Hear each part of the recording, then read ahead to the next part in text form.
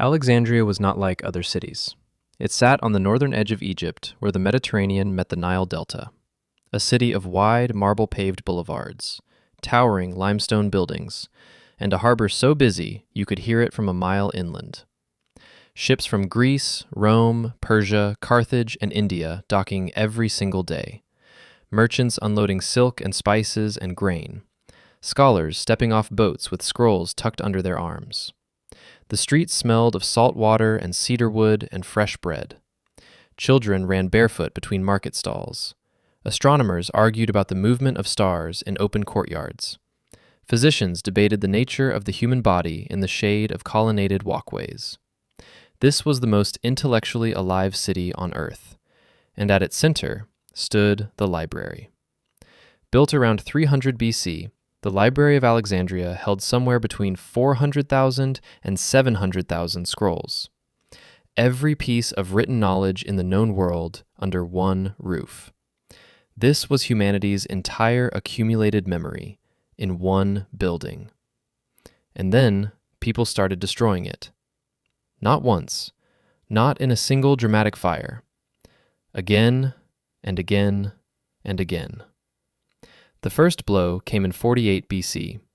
Julius Caesar was in Alexandria, caught in the middle of a civil war between Cleopatra and her brother. Outnumbered and cornered at the harbor, he made a desperate decision. He ordered his men to set fire to the enemy ships in the port. The wind was blowing toward the shore.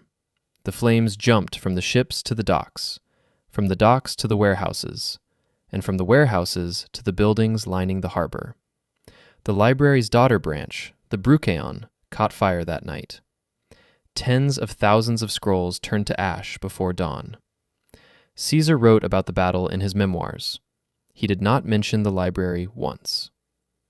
The second blow came in 270 AD. The Roman Emperor Aurelian was putting down a rebellion in Alexandria. His forces pushed through the Brucheon district, the heart of the city's intellectual quarter, fighting street by street. By the time the fighting was over, the district was rubble.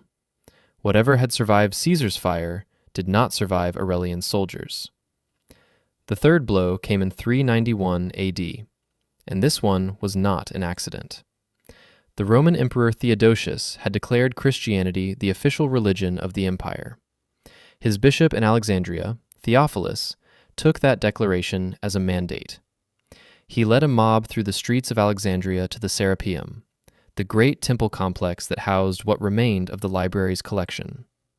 The mob tore through it, smashed the statues, burned the scrolls, destroyed everything inside they deemed pagan and therefore dangerous.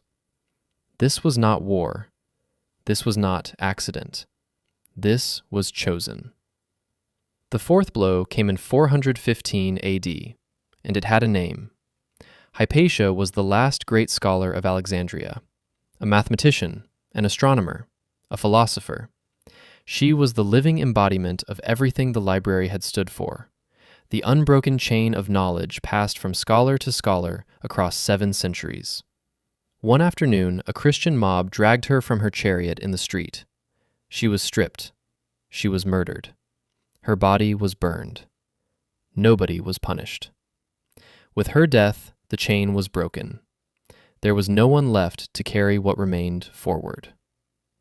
The final blow came in 641 AD. The Arab general Amr ibn al-As conquered Alexandria. According to historical accounts, when asked what to do with the remaining scrolls of the library, the Caliph Omar gave an answer that has echoed through history ever since. If the books agree with the Quran, they are unnecessary. If they disagree, they are dangerous. Either way, burn them. It is said the scrolls burned for 6 months, used as fuel to heat the bathhouses of Alexandria. 6 months. What was lost is something we will never fully know. We don't know what we don't know. How many cures? How many discoveries? How many centuries did humanity lose because the wrong people decided that knowledge was dangerous? Alexandria's harbor is still there, but somewhere beneath the modern city, buried under 2,000 years of construction and sediment, The ash of 700,000 scrolls. Everything we were. Everything we could have been. Burned. 4 times. By 4 different people. Each one certain they were